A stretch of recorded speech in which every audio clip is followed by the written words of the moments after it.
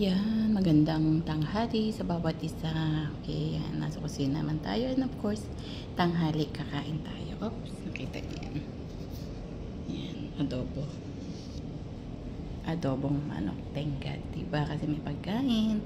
Pinagpapala tayo kahit pagod, kahit maraming trabaho, maraming tayong ginagawa. Nagpapasalamat pa rin tayo sa Panginoon at inuuna pa rin natin ang God. Siyempre, kailangan natin kumain para lumakas tayo. Talagang kulang po ang mga nani ng tulog, ng pagkain. Minsan di ka makakain talaga kasi pagod.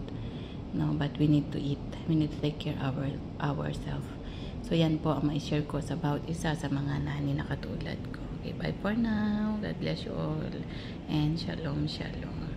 Ingatan po natin ang ating mga katawan, tayong lahat na mga OFW saan man lupalop kayo ng mundo.